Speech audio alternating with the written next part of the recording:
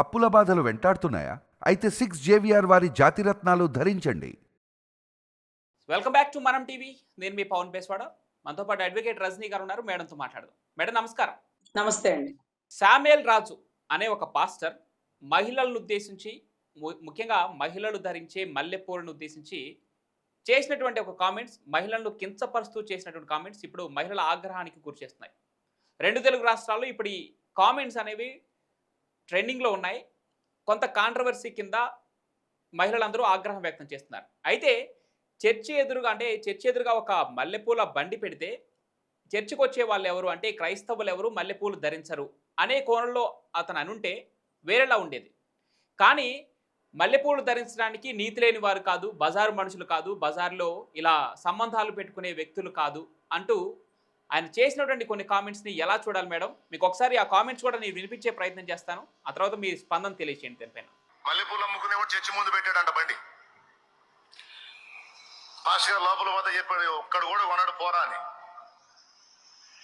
ఇంకో చోట పెట్టుకో, మార్కెట్లో పెట్టుకో, అక్కడ కొంటారులే కానీ ఇక్కడ కొందరు పో అంటే ఎందుకు కొందరు నిజమంది ఆడవాళ్ళు వస్తుంటే కొంటారులే అని పెట్టాడు. కోట మొదలైన దగ్గర నుంచి కోటం అయిపోయి అందరూ ఇళ్ళకి పోయిందాక ఆడే కూర్చున్నాడు ఒక్కళ్ళు వల్ల. అందరు పోయినాక పాస్టర్ గారు కూడా పోతా చూశాడు, బండికి వెళ్ళి ఒక్క మూర పూలు వల్ల ఎవరు ఏమైందిరా అన్నాడు. ఏందండి ఇంతమంది ఆడవాళ్ళు వచ్చారు, ఒక్కళ్ళు మూర పూలు కొనలేదు. కొనరా, కొనరు.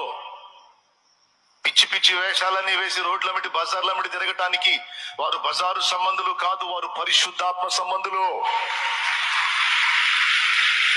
వారు పరిశుద్ధాత్మ సంబంధులు. పరిశుద్ధాత్మను కలిగి ఉన్నవారు, సత్ప్రవర్తన కలిగి ఉన్నవారు, సత్క్రియలు చేయడానికి పిలువబడిన వారు, ఏర్పరచబడిన వారు, ఆయన రక్తము చేత కడగబడిన వారు. ఇది మేడం శామ్యూయల్ రాజు అనే పాస్టర్ చేసినటువంటి కామెంట్స్. ఏం చెప్తారు మేడం? సార్ ముఖ్యంగా వీళ్ళకల్లా రాధా మనోహర్ దాస్ గారు గురువు గారు అయితేనే కరెక్ట్ అండి.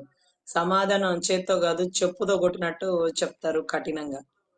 ఇక్కడ ఎంత దారుణం అంటే పూలు పెట్టుకునే ప్రతి మహిళని ఒక బజారు ఆడదాంతో పోల్చి అంటే పరిశుద్ధాత్ములు పూలు పెట్టుకోరా? మరి పూల వ్యాపారం చేస్తున్న వాళ్ళు పరిశుద్ధాత్ములు కాదు అపవిత్రులకి అని బోర్డు పెట్టమనండి.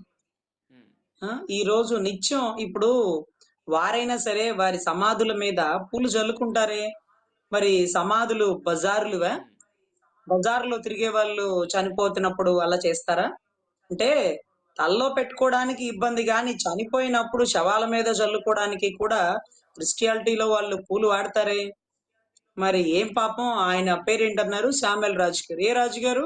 తమరి తండ్రి గారు, తమరి తాతగారు ఎవరో ఒకరు స్వర్గస్థులై ఉంటారు కదా, దేవుని స్వస్థ కార్యక్రమంలోకి వెళ్ళి ఉంటారు కదా, వారికి తమరు పూలు జల్లుతున్నారా? లేదే. అంటే తల్లో పెట్టుకుండే పూలు అపవిత్రం అయిపోతే చనిపోయిన తర్వాత చల్లుకున్నప్పుడు పవిత్రం అయిపోతాయా అండి? నోరు అదుపులో పెట్టుకొని మాట్లాడడం మీకు రాదా? పూలు సరే మీరు పెట్టుకోరు, ఒక్కొక్కళ్ళు ఒక్కొక్క ట్రెడిషన్ ఉంటది. మీరు తల్లో పూలు పెట్టుకోరు, ముఖాన బొట్టు పెట్టుకోరు, మెడలో ఏమి వేసుకోరు, చెవులకి ఏమి పెట్టుకోరు, అది మీ ట్రెడిషన్. మేము గౌరవిస్తామే. మా ట్రెడిషన్ నిండుగా పూలు పెట్టుకోవడం, నెత్తిన బుట్టు పెట్టుకోవడం, లేకపోతే కుంకుమ పెట్టుకోవడం, మెడలో గొలుసులు వేసుకోవడం, ఇవంతా మా ట్రెడిషన్, మా పద్ధతి మాది.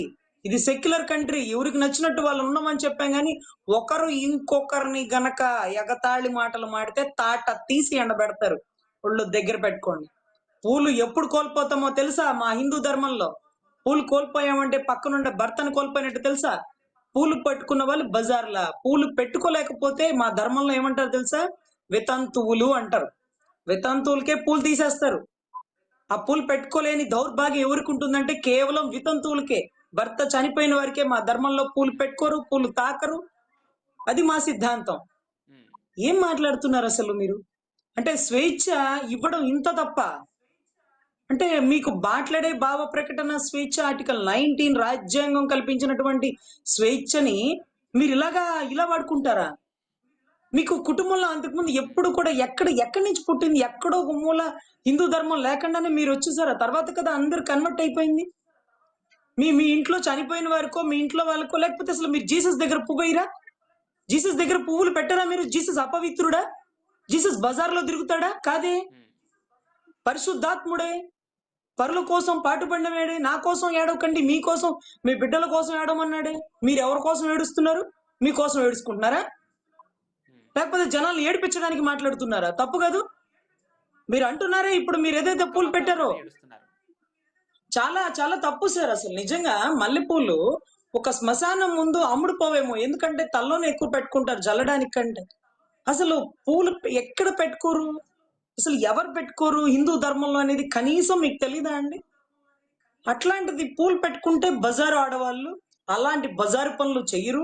మా వాళ్ళు పవిత్రులు అంటే మేము అపవిత్రులం. పూలు పెట్టుకునే హిందూ ధర్మంలో ఉండే ఆడవాళ్ళం మేము అపవిత్రులం. నీలాంటి వాడిని చేత్తో కాదు చెప్పుతో కొట్టి సమాధానం చెప్పాలి. ఇలాగే రెచ్చగొట్టే ధోరణితోనే కదా మతాల మధ్య చిచ్చు జరిగేది. నీకు అవసరమా? ఆ ఒళ్ళు పొగరు మాటలు నీకు అవసరమా? సో చాలా తప్పు సార్. ఇది ఖండించడం కాదు, పూర్తిగా ఇలా మాట్లాడే వాళ్ళు కరెక్ట్ కాదు సార్. ఎందుకంటే విదేశాలకు వెళ్ళినప్పుడు ఎంతో క్రిస్టియానిటీ వాళ్ళు ఉంటాం సార్. ఎంతో మందిని ఎన్నో చర్చిల్లో మేము చూసుంటాం. మేము పలకరిస్తాం, వెళ్తాం. కానీ ఇదేంటి పూలు పెట్టుకుంటే బజారు ఆడవాళ్ళు వాళ్ళలాగా మా వాళ్ళు కాదు, మా వాళ్ళు పవిత్రులు. వాళ్ళలాగా అంటే ఎవరు వాళ్ళు? పూలు పెట్టుకునే వాళ్ళు ఎవరు? ఏ ధర్మం వాళ్ళు పెట్టుకుంటారు? అన్ని ధర్మాల వాళ్ళు పెట్టుకుంటారే. పూలు శుభ సూచకమే. ఏ పూజకైనా మీరు ఏ చర్చి పండగకైనా పూలు వాడరా? డెకరేషన్ కి వాడతారే. పాపం దేవుడు యందు వాడతారే. దేవుడు కొవ్వొత్తులు వెలిగిస్తారే. మేము ఓ దీపం పెడతాం, మీరు ఒక కొవ్వొత్తు వెలిగిస్తారు. అంటే పద్ధతి వేరైనా ప్రార్థించే విధానం ఒకటే కదండి. ప్రార్థించే విధానం వేరైనా కోరికలు అందరివి ఒకటే కదా. ఈ ఇల్లు కట్టుకోవాలి, నా కొడుకు సీట్ రావాలి, అంతేగాని దేశ రక్షణ కోసం మీరేమన్నా పాటు పడుతున్నారా? ఎవరో మా కోరికలు అలాగే ఉంటాయి, మీ కోరికలు అలాగే ఉంటాయి. మీ దేవుడి దగ్గర మీరు మొర పెట్టుకున్నారు, మా దేవుడి దగ్గర మేము మొర పెట్టుకుంటాం. ఎంత పొగర్రా నీకు, ఎంత పొగర్రా నీకు. ఒళ్ళు అంటే కొవ్వెక్కి మేడం, కొట్టుకుంటున్నారు అంటే నీలాంటి ఇతర మతాల్ని ఈరోజు గౌరవించకుండా పూలు వారి పెట్టుకునే వాళ్ళ సాంప్రదాయ గురించి పాలనే ఇతర మతాల్ని గౌరవించకుండా వారి సాంప్రదాయ పాలనే దెబ్బతీసే విధంగా వాటిని కించపరిచే విధంగా టార్గెట్ చేసే కొంతమంది పాస్టర్ల గురించి మేడం చాలా మంది ఉన్నారు. ఇలాంటి పాస్టర్లు కొంతమంది అనుకుంటాం, మనకి చాలా మంది పుట్టుకొస్తున్నారు. సోషల్ మీడియా వేదికగా వారి ఇట్లాంటి కాంట్రవర్సీ కామెంట్ చేసి ఏం గెయిన్ చేసుకుందామని చూస్తున్నారు మేడం. సార్ డైవర్షన్ పాలిటిక్స్ లో ఇది ఒక కీలక ఘట్టం.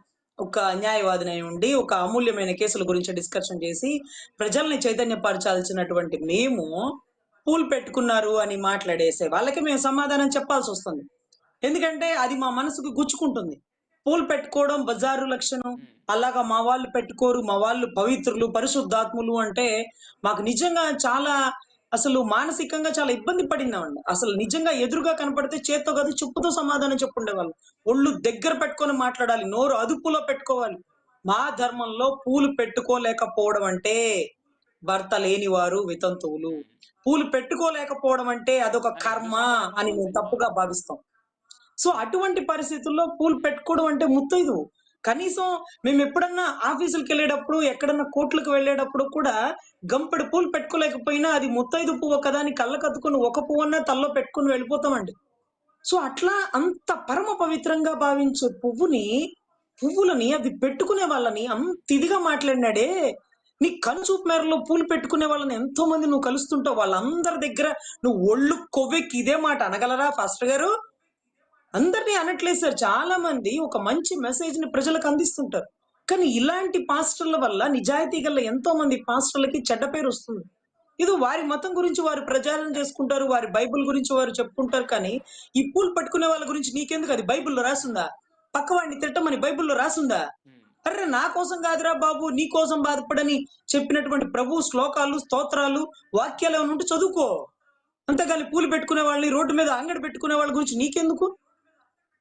అంత ఎండలో వ్యాపారం పెట్టుకున్నాడు, ఎవరో ఒకళ్ళు కొంటారులని పెట్టుకున్నారు, కొనలేదేమో. ఇక్కడ కాకపోతే ఇంకో చోట పెట్టుకుంటాడు. అరే మా వాళ్ళు ఎవరు పూలు పెట్టుకోరు అంటే మంచిది. కానీ పూలు పెట్టుకునే వాళ్ళు అందరూ ఇలాంటి వాళ్ళు, బజారు లక్షణాలు గల వాళ్ళు. అలాంటి బజారు తత్వాలు మా దాంట్లో లేవు. తప్పు కాదు. సో ఇదే మాట సార్, ఇదే మాట ఆయన ఎంతో మంది ఉంటాయి మేడం. ఇట్లాంటి పాస్టర్ల దగ్గర కావచ్చు, ఏ మత ప్రబోధకులైనా కావచ్చు, ఎలాంటి శిక్ష వేస్తే వీరికి కరెక్ట్ అంటారు? ఇట్లా అన్య మతాలని కించపరిచే వాళ్ళు, ఇతర మతాలకి గౌరవించకుండా వారి మతాలని హైప్ తెచ్చుకోవడం కోసం ఇట్లాంటి కాంట్రవర్సీ కామెంట్ చేసే వాళ్ళకి ఎలాంటి శిక్ష వేయాలంటారు?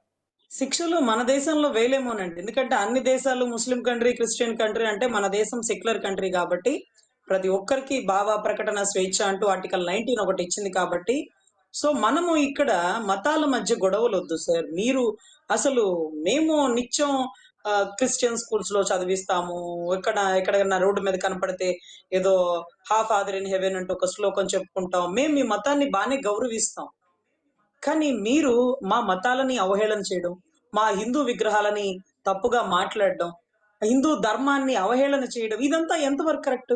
సో వీళ్ళకి చట్టాల్లో ఒకవేళ చట్టాల్లో సెక్షన్లున్నా, లేకపోతే శిక్షలున్నా దాంట్లో తప్పించుకొని బయటకొచ్చేయొచ్చు. కానీ వాళ్ళ ప్రవర్తనలో మార్పు రావాలి. వాళ్ళ మాట తీరులో మార్పు రావాలి. దీనికి దీనికి కనీసం సొసైటీలో అవగాహన ఇచ్చేటటువంటి క్రిస్టియాలిటీ ఎవరైతే ఉన్నారో వాళ్ళు ఇవన్నీ చెప్పాలి. మన దేవుడు పక్కవారిని కించపరచమని చెప్పలేదు. మన దేవుడు గొప్పతనం బైబిల్‌లో వాక్యాల్ని ప్రతి ఒక్కరు తెలుసుకోవాలని చెప్పినారు. దయచేసి పక్క ధర్మాలని, పక్క హిందూ మత దేవతలని, ఇంకొక అన్య మత దేవతలని మనం కించపరచరాదు అని కొన్ని మంచి శ్లోకాలని చెప్పే పాస్టర్‌లు దయవుంచి ముందుకు రావాలి. ఇలాంటి మత చిచ్చులొద్దు. మా దేశం సహృదయంతో సెక్యులర్ కంట్రీ అనింది కాబట్టి అందరం కలిసి ఉంటున్నాం. కలిసి ఉన్నాం. ఎవరి ధర్మాన్ని వారు గౌరవించుకోవాలి. అంతేగాని పూలు పెట్టుకునే వాళ్ళందరూ బజారు మనుషులు. లేకపోతే వాళ్ళిది, వాళ్ళది అసలు ఏం మాటలసలు. సో చాలా తప్పండి. మేము పూర్తిగా ఖండిస్తున్నాం. శిక్షలు, చట్టాలు ఏమన్నా ఉంటే 100% అతని మీద సుమోటోగా కేస్ ఫైల్ చేస్తున్నాం. మతాల మధ్య చిచ్చు పెడుతున్నాడని, లేకపోతే మా హిందూ ధర్మమే కాదండి. ఎంతో మంది ముస్లిమ్స్ కూడా చక్కగా నిండుగా పూలు పెట్టుకుంటారు సార్.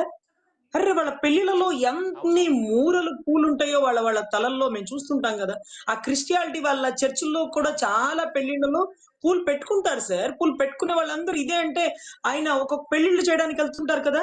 ఆ పెళ్ళిళ్ళు చేయడానికెళ్ళినోళ్ళని అప్పుడు ధైర్యంగా మీరనండి ఇక్కడ పూలు పెట్టుకున్న బజార్ ఆడవాళ్ళు దయచేసి చర్చిలోంచి బయటకి వెళ్ళిపోండి. నేను మీకు ప్రార్థన చెప్పను, చెయ్యను అని బయటకి వెళ్ళిపోండి అనండి. చేత్తోగా చెప్పులతో కొడతారు. ఎవడురా నువ్వు? పూలు పెట్టుకునే వాళ్ళం బజార్ వాళ్ళమా మేము? అని వాళ్ళ ధర్మంలో ఉండేటటువంటి వాళ్ళ మతస్థులే ఆయన్ని చెప్పులెత్తుకొని కొడతారు. సో ఖచ్చితంగా మనం ఒక దేవుని బిడ్డగా, లేకపోతే ఒక మత ప్రవక్తగా మంచి వాక్యములు ప్రజలకు అందించాలి. కానీ మత చిచ్చులు పెట్టరాదు. ఫాస్టర్ గారు దయవుంచి వినండి. దయచేసి మీరు మాతో చెప్పించుకోకండి. మీరు మంచి వాక్యాలు ప్రజలకి, మీ బోధకులకి, లేకపోతే మీ మతస్థులకో చెప్పుకోండి. తప్పు లేదు. రైట్. అంతేకాని మీరు తప్పుడు సంకేతాల్ని ప్రజలకు అందించవద్దని మా విన్నపం. Right madam. Thank you so much.